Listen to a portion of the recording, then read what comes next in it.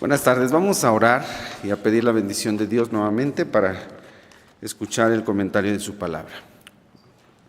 Bendito Dios y Padre, Señor, estamos delante de tu presencia en esta hora de la tarde para suplicarte y pedirte que nos bendigas, que nos dirijas, Señor, en el estudio de tu palabra, en la reflexión de ella, en el contenido, Señor, del mensaje que tú tienes para nosotros.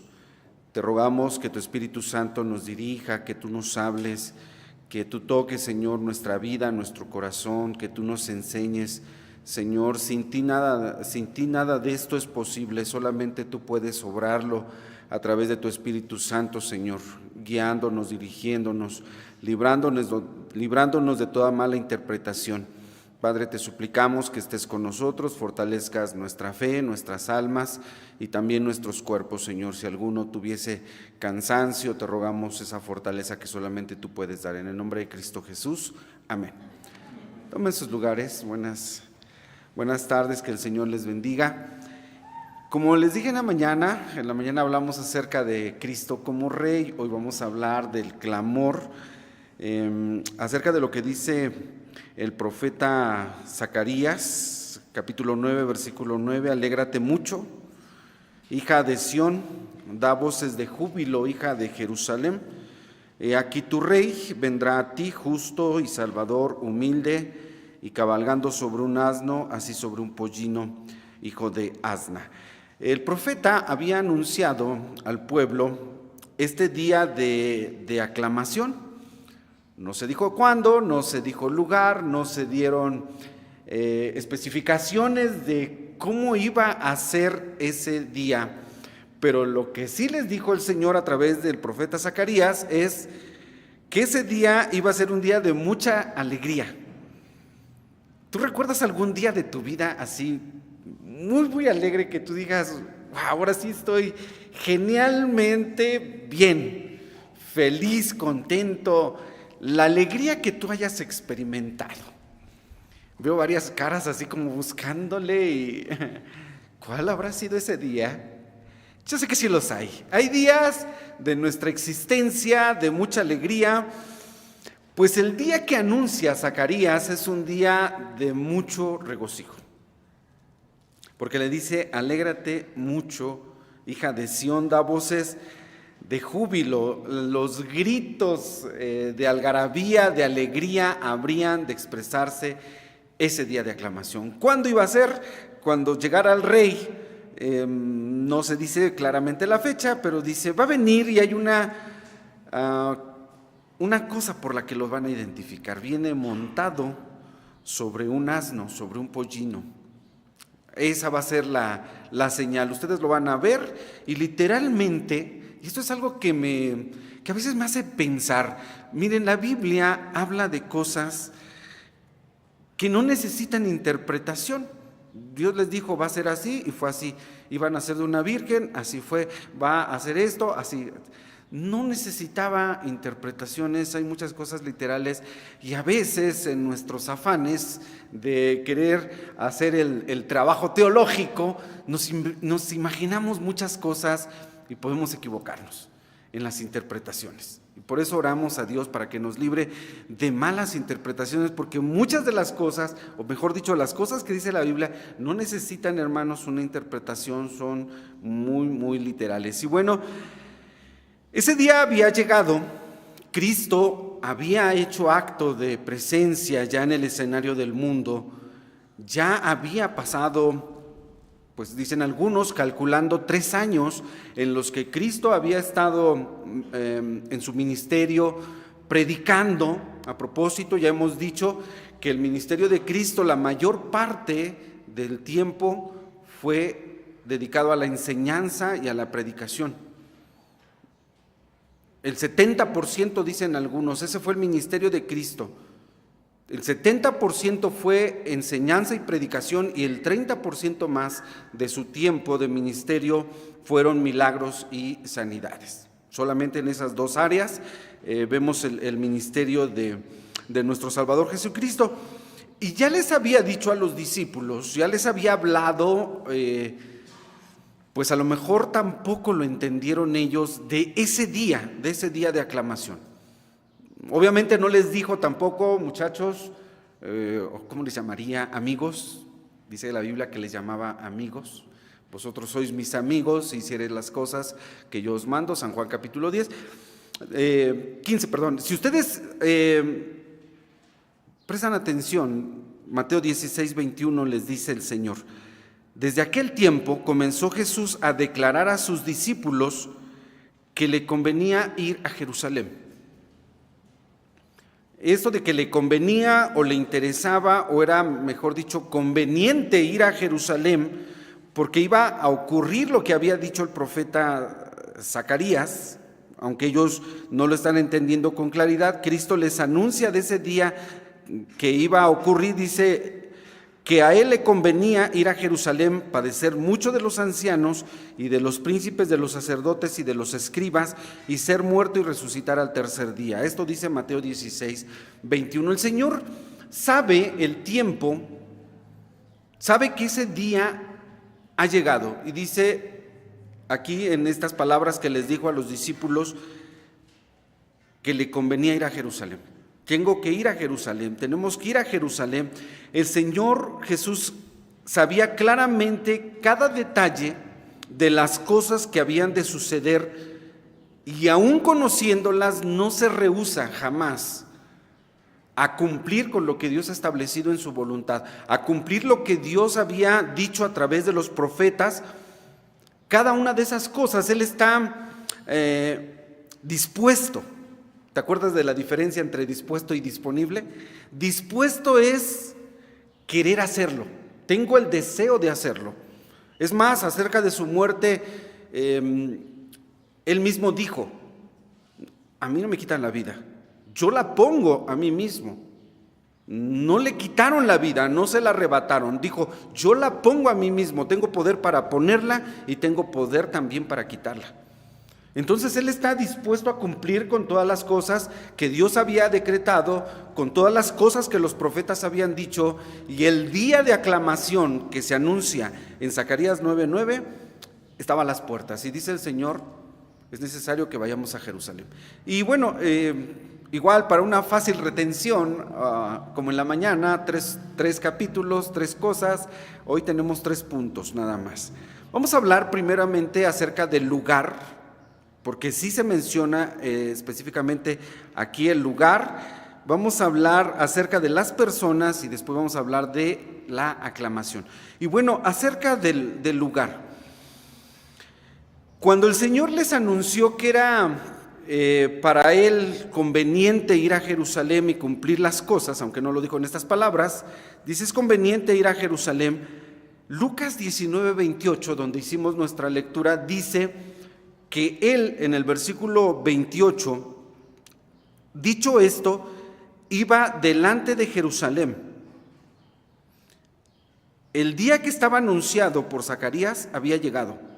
El Señor dice allí en Lucas 19:28, dicho esto, iba delante subiendo a Jerusalén. Y esto es importante porque la expresión que da allí el original es que Él tiene la decisión, el deseo de ir a Jerusalén, y por eso dice va delante, no por la posición sino diciendo tiene el deseo de ir a Jerusalén, aún sabiendo, decíamos, las cosas que habían de acontecer. El Señor camina decidido y va por voluntad propia hacia Jerusalén. Nadie lo estaba coaccionando, nada estaba presionando su vida, sus decisiones. Él muy conscientemente, y eso es lo que dice aquí, Él iba delante subiendo a Jerusalén. Va consciente, ¿sí?, de las cosas que van a suceder, y no se rehúsa en ningún momento, porque va por voluntad propia hacia Jerusalén, decidido, como decíamos en la mañana, citando la carta del apóstol Pablo a los Filipenses, va obediente, pero su obediencia es voluntaria, su obediencia es de buen ánimo, su obediencia es de decisión, está decidido, ¿sí? Lo que dije, está dispuesto. a cumplir la voluntad del Padre y cumplir lo que estaba dicho por las Escrituras. Y entonces el Señor camina y su decisión, Él sabe lo que va a ocurrir, sabe que esa decisión implica el que todas las cosas que habían de acontecer sobre su vida, lo anunció Mateo 16:21. Le convenía ir a Jerusalén, padecer mucho. Él sabe que va a padecer de los ancianos, de los príncipes, de los sacerdotes, de los escribas. Sabe que va a ser muerto, pero también anuncia su resurrección. Y entonces, así consciente, el Señor va dispuesto a pagar el costo, a cubrir las demandas divinas de Dios en esa obediencia que estamos diciendo que es voluntaria, que es consciente, que Él dice: yo lo voy a hacer, lo quiero hacer, por una razón, no solamente por la obediencia, sino por amor a los pecadores, ¿sí? Y Jerusalén es el lugar, precisamente. Y nosotros ya sabemos que Jerusalén fue tanto el lugar del recibimiento, ese recibimiento tan gozoso que tuvieron cuando Él entra a Jerusalén, cortan ramas de los árboles, ponen sus capas.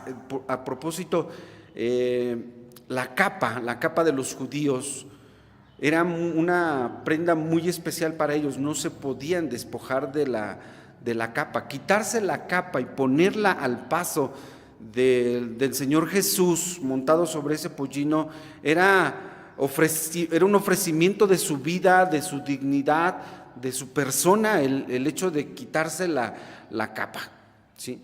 Eran muy, muy cuidadosos. Ustedes recordarán un pasaje por allá del libro de Génesis de un hombre que su nuera le pone por ahí una trampa para poder tener descendencia, y cuando este hombre se mete, tiene relaciones con ella, dice: sí, pero me tienes que dejar. Dejó su capa, dejó su anillo, dejó las cosas que, de las que un varón judío no se podía despojar, ¿sí? Cuando esta mujer estuvo embarazada y él descubre que está embarazada, dice: ¿qué pasó? ¿De quién es ese bebé? Y saca, dice: ¿de quién es esta capa? ¿Y de quién es este anillo? Tú ya sabes de quién estamos hablando. No se podían dejar la capa. Entonces, el hecho de que los judíos aquí dejaron sus capas en el paso del Señor Jesús hacia Jerusalén es un acto de verdad, de rendición, de reconocimiento hacia el Señor Jesús. Entonces, Jerusalén es el lugar del recibimiento, pero Jerusalén también es el lugar del rechazo. Allí mismo es la ciudad del recibimiento y es la ciudad del rechazo. Sería el lugar de las voces, o fue el lugar de las voces de aclamación. Ellos están gritando: Hosana. Alegremente, decíamos, es un día de mucho regocijo. Alégrate mucho, hija de Sión. El día había llegado, las expresiones son de mucho gozo con esos hosanas, pero esas voces después se convirtieron en otro grito. ¿Cuál fue el grito? Crucifícale. Allí mismo en Jerusalén, lugar de recibimiento, lugar de rechazo. Jerusalén, lugar donde se escuchan los hosanas, lugares donde le desprecian sin piedad, pidiendo su crucifixión. Es el lugar de la crucifixión, pero también es el lugar de la resurrección. Allí mismo, ¿sí? Ocurre en Jerusalén. Jerusalén es el ombligo de la tierra. Israel es el ombligo de la tierra, así dice la palabra de Dios. Y Dios había decretado que fuera allí, ¿sí? Fue el lugar de la ignominia, de la vergüenza que tuvo que soportar Cristo, que tuvo que cargar, pero también fue el lugar de la exaltación allí mismo, cuando Él resucita, ¿sí? En la mañana en el catecismo repasábamos acerca de la exaltación de Cristo y veíamos 4 cosas, ¿no? en qué consiste la exaltación de Cristo, y una de ellas es precisamente el haber resucitado, el haber ascendido a los cielos, el estar sentado a la diestra del Padre, ¿sí? En esto consiste la exaltación de Cristo, y todo esto ocurre a Jerusalén. Marchó a Jerusalén a sabiendas de las cosas que iban a acontecer allí. Sin embargo, por estas cosas el Señor no se retrasaba, ni tampoco tenía miedo. Recordemos algo importante: Cristo fue hombre, igual que nosotros, tomó nuestra carne. La epístola a los Hebreos dice que Él tomó nuestra propia carne, ¿sí?, para podernos redimir, para podernos salvar.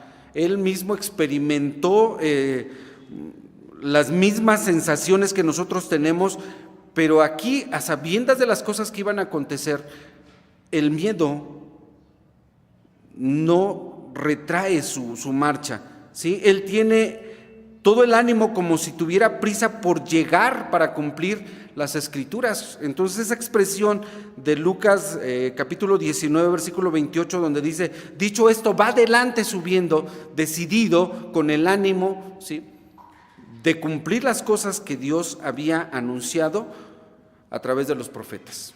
Es importante entonces considerar esto, ¿sí? Allí está ocurriendo todo esto en Jerusalén. Las personas, dice Mateo 21:8, que eran muchas. Era una gran compañía. Acompáñenme a Mateo 21:8, o si no, escuchen lo que dice la palabra de Dios. Este texto dice: y la compañía, que era muy numerosa, tendían sus mantos en el camino. Muy numerosas, ¿como cuántas?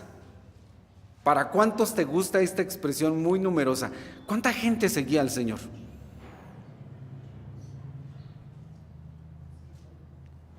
¿Se acuerdan cuando le dio de comer a 5,000 personas? ¿Serían 5,000 las que estaban allí? ¿Qué te parece? ¿Te gustan 5,000? 4,000, bueno, quitémosle 1,000, 4,000 personas. Hace un momento estaba yo dialogando por texto en el teléfono con una hermana, y que alguien le dijo que el templo estaba llenísimo. Me gustó esto, me encantó, porque le dijo: ¿eso te dijo? Me dijo: sí. Obviamente estoy hablando de una persona que no vino, una hermana, y si es que me dijeron que el templo estaba llenísimo. Y dije: sí, llenísimos éramos 100. Bueno, cuanto mucho, ¿no? Pero nosotros hicimos muchísima gente, o estaba llenísimo. Bueno, pero aquí la Biblia dice que la compañía era muy numerosa. Los auditorios, las audiencias de Cristo eran 4,000, eran 5,000, y todavía los evangelistas aclaran y nos dan el detalle, sin contar a las mujeres y a los niños. Sin contar a las mujeres y a los niños. Entonces era una gran compañía la que estaba allí. Dice que, continúa en Mateo 21:8, tendían sus mantos en el camino. Ya comentamos un poquito, ¿no?, este talí que los varones judíos usaban. Y a otros, dice, y otros cortaban ramos de los árboles y los tendían por el camino. Pero esta gente, estaba yo leyendo un comentario, que la mayoría es considerada como gente del vulgo, como despectivamente se llama a la gente común o iletrada. No me gustó mucho esto, porque como que hacemos acepción de personas, ¿no?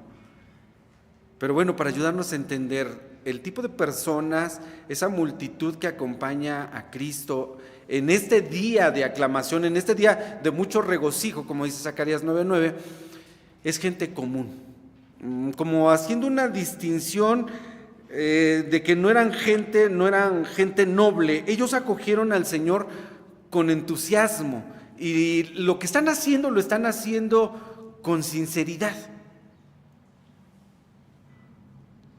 Tal es así que el Señor mete las manos, y esto me encantó, porque el Señor mete las manos por ellos cuando algunos de los que también estaban allí le dicen: dile a tus discípulos que se callen. Y el Señor mete las manos por ellos. Dice, déjenlos, porque si ellos se callan, las piedras van a clamar. Este acto del Señor en ese momento de decir, déjenlos, pudo haberles explicado más. Ustedes no se dan cuenta que se está cumpliendo, como en el mismo Evangelio de Lucas, aquel día de la sinagoga, cuando en sábado se levantó el Señor a leer, le dieron el rollo y le tocó leer Isaías capítulo 61, leyó, el Espíritu del Señor es sobre mí, por cuanto me ha ungido el Señor, me ha enviado a predicar buenas nuevas, me ha llamado para sanar a los quebrantados de corazón, a anunciar la abertura de la cárcel a los que están cautivos, a anunciar el año de agradable del Señor. Rollando el pergamino, lo entrega y les dice, hoy se ha cumplido delante de vuestros ojos esta escritura. El Señor bien pudo haberles dicho, ¿por qué dicen que se callen? Hoy se está cumpliendo delante de vuestros ojos lo que dijo el profeta Zacarías. El Señor no lo dijo, porque era más que obvio que ellos que conocían debieron de haber identificado las señales de lo que estaba sucediendo. A ver, esta gente está cantando con regocijo. Zacarías dice que es un día de aclamación, de mucho regocijo. Viene montado sobre un pollino. Bueno, señales mesiánicas. Por lo menos debieron haberse rascado la cabeza y decir, hay algo aquí. No, pero ellos dijeron, diles que se callen. Y el Señor mete las manos por estas personas que decíamos es gente común. Creo que todos somos comunes. Por esa gente que no son nobles. La mayoría de esas personas son sencillas, gente que había presenciado los milagros del Señor Jesús. De hecho, esto sí lo dice el Evangelio que nosotros leímos, Lucas capítulo 19, en el versículo 37, dice que comenzaron a alabar a Dios a gran voz por todas las maravillas que habían visto. Entonces, esa gente común, como se les llama, habían visto, habían presenciado las señales, dice aquí, las maravillas que ellos habían visto. Son testigos oculares de todas las maravillas que Dios había obrado. Y de todos los milagros que Cristo hizo, ¿habrá alguno que te llame más la atención? Como la resurrección de Lázaro. Eso, bueno, multiplicar los panes y los peces. ¿Cuál otro te viene a la mente? A ver. ¿Cuál? ¿Los sordos? Los ojos. Los ciegos, el ciego de nacimiento que causó ahí un conflicto, ¿no? Unos decían, no, a ver, díganos, ¿sí es su hijo y sí nació ciego? Dice, pues todo el mundo lo conoce que estaba ciego. Y ahora ustedes tienen dudas de esto. No había las señales mesiánicas, una de ellas era los milagros que iba a hacer. Cuando Juan estaba preso en la cárcel, manda a preguntarle con sus discípulos, dice Juan que si eres tú o esperamos a otro. ¿Cuál fue la respuesta de Cristo? Díganle, los ciegos ven, los cojos andan, a los pobres es anunciado el evangelio. ¿Qué más esperan? O sea, ¿qué otra señal quieren? Y la gente que está allí, las personas, esa grande compañía, es gente que vio los milagros, es gente que está certificando, es gente que dice, sabemos quién es. Y esa experiencia es la que tú y yo debemos de tener acerca de Cristo. Yo sé quién es, pero entre la multitud también hay gente curiosa, hay gente que no sabe quién es Jesús, gente que al escuchar el ruido, híjole, no eran mexicanos, porque si no, se juntaban rapidito, ¿no? A ver qué está pasando, ¿no? ¿Qué está sucediendo? Pero había gente también que no eran testigos, o sea, unos dice aquí, ellos comenzaron a clamar por todas las maravillas que habían visto, pero hay gente que no sabía, y prueba de ello es lo que dice Mateo, dice que cuando comenzaron a clamar, dice, la gente que iba delante y la gente que iba detrás, Es decir, había gente aquí, gente acá. Dice, clamaban diciendo, Hosana, bendito el que viene en el nombre del Señor, bendito el Hijo de David. Y la gente, había gente que dice, ¿y quién es este? Hay quienes no saben quién es Jesús. Y yo te pregunto a ti en esta tarde, ¿quién es Cristo para ti? ¿Un personaje histórico? ¿Una especie de superhéroe en el pueblo judío? La gente que está allí dice, yo sé quién es, yo lo vi. O sea, muchos de ellos incluso habían participado de esos milagros. Era la gente que había comido con él, era la gente que había recibido un milagro, eran los familiares de aquellos que habían sido sanados. Y obviamente no hay lugar a dudas. La gente decía, jamás habíamos visto cosa semejante como esta. Jamás en la historia habíamos visto algo como esto. Algunos concluían de esta manera, pero acuérdate que había otro grupo de personas, es decir, estamos hablando de la gente, otro grupo de personas que le decían a Cristo, tú por el poder de Belcebú haces estos milagros. Así, decían, no, para mí que tienes el poder del diablo y por eso haces las cosas que haces. Había gente confundida. Y ojalá que tú no tengas dudas acerca de quién es Cristo en tu vida. ¿Sí? Porque esos que clamaban, finalmente, esa gente que estaba clamando era gente, dice, que había visto sus señales y maravillas. Los que dijeron, cállalos, era gente que no sabía quién era Cristo. ¿Sí? Y allí es donde entra la experiencia personal. ¿Tienes tú una experiencia con Cristo? ¿Has visto sus maravillas? Queridos hermanos, lo más milagroso, el más grande milagro que nosotros podemos contemplar, ¿cuál es? La conversión de un pecador. A veces pensamos que no, campañas, a veces se anuncian campañas de sanidades, ¿sí? Y yo no dudo que Dios lo haga, o sea, no estoy diciendo que Dios no haga eso. Nosotros mismos hemos visto sanidades. Yo les he testificado de una sanidad en mi cuerpo así, ¿no? Dios obró sanidad y no hubo necesidad ya de medicamento, de verdad, y se siente uno genial. Dices, wow, esto es el poder maravilloso de Dios, ¿no? Lo hemos experimentado, no dudo que no. Pero hermanos, el milagro más grande en tu vida y en mi vida es la conversión de nuestro corazón. Que Dios cambie nuestras vidas, que Dios cambie nuestros corazones. El haber venido de las tinieblas a la luz admirable de Cristo es lo más maravilloso. ¿Sí? De ahí puede suceder cualquier otra cosa. Dios puede hacer de verdad y no hay nada que sea imposible para Dios. Lo que para los hombres es imposible, para Dios sí es posible. Y Dios ha hecho milagros y sanidades. Claro que sí, lo sigue haciendo. El brazo de Jehová no se ha cortado.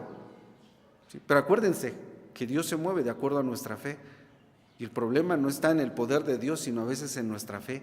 Créele a Dios.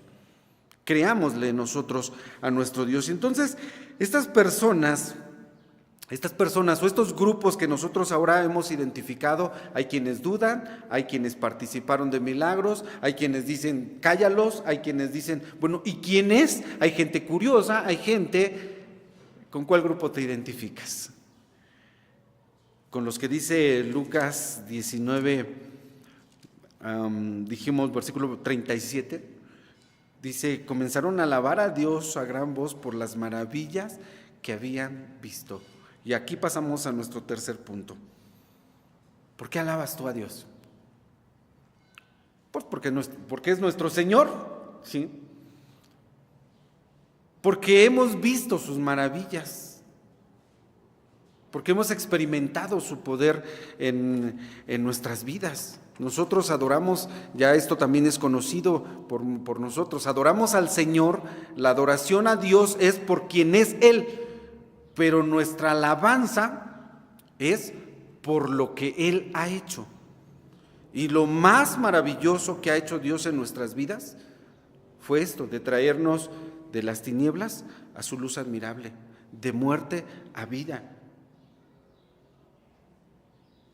Y vuelvo a recordarte, ¿qué sería de tu vida ahorita si Cristo no te hubiera alcanzado? ¿Dónde estarías? ¿Dónde estaría yo si Dios no me hubiese alcanzado? A veces vemos a las personas allá afuera en una terrible condición y no nos ponemos a pensar que a lo mejor nosotros podríamos estar así. Un hermano que ya está en la presencia de Dios decía eso: como él podría estar yo. Y era una buena reflexión, ¿eh? O sea, tú ves al drogadicto, tú ves a la persona que anda en la calle y no te has puesto a pensar que como él podrías estar tú, o podría estar yo. Solo porque la gracia infinita de Dios nos alcanzó, experimentamos el poder de Dios y por eso alabamos al Señor, ¿no? ¿Y cómo le alabamos a Dios? ¿Cómo nuestra alabanza a Dios? Esta gente está plenamente identificada, dice, comenzaron a alabar a Dios a gran voz por las maravillas que había hecho, ¿sí? Yo te invito en el nombre del Señor a que cuando alabemos a Dios, cuando aclamemos a Dios, lo hagamos así, acordándome de lo que hizo Dios. Mira, eso va a cambiar nuestra alabanza y nuestra alabanza a Dios, ¿sí? Esta gente está gritándole a Dios con alegría, aclamándole, ¿sí?, por las cosas que habían visto. Entonces, al pensar en tu vida, en mi vida, eso va a cambiar nuestra perspectiva de nuestra alabanza hacia Dios. Hoy voy a alabar al Señor porque de verdad, ¿de qué no me ha rescatado el Señor?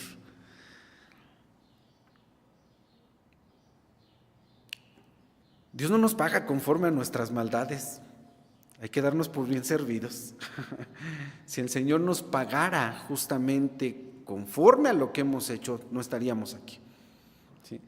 Y entonces Dios nos da este privilegio de poder estar aquí alabando al Señor como esas personas. Ese día de aclamación, ese día de regocijo, de verdad lo experimentaron. Y eso, queridos hermanos, debe de notarse en nuestros cultos, ¿sí? Tener en nuestra mente, ¿qué ha hecho el Señor en mi vida? Hoy vine a alabarle a Dios por lo que ha hecho en mi vida, ¿sí? Y eso es maravilloso, de verdad, eso es maravilloso porque eso nos involucra, nos sumerge en esa adoración hacia Dios. Esta gente, ¿qué le importaba lo que estaban diciendo aquellos murmurando, aquellos que entre dientes se acercaron? Eran fariseos, dice versículo 39. Algunos de los fariseos de la compañía le dijeron: maestro, reprende a tus discípulos. Como diciendo, ¿no escuchas lo que están diciendo? Y el Señor dice: pues claro que lo sé, y veo cómo lo están haciendo y me encanta.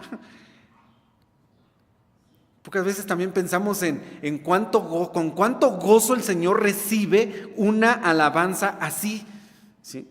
Que le estemos cantando con ese regocijo, ese día de aclamación. Querido hermano, hermana, cada domingo nosotros tenemos esa oportunidad de aclamar al Señor con esa alegría, ¿sí? No cada domingo de Ramos, no cada Semana Santa. Cada domingo, cuando la iglesia se reúne, tenemos que reunirnos como estas personas, ¿sí?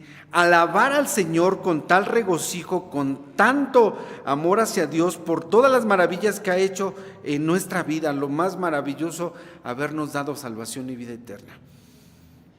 Suficiente razón tenemos para alabar al Señor. Ese clamor es de regocijo, es del gozo de sus corazones, esos cánticos que están entonando, esos hosanas, ¿sí? La palabra hosana, recordando, significa sálvanos ahora. Es un clamor de salvación. Señor, sálvanos. Eso es lo que están clamando. Es un clamor de honra a Cristo, reconociendo que había venido en el nombre del Señor. Reconocen su ascendencia proveniente del rey David. Bendito el que viene en el nombre del Señor, bendito el Hijo de David.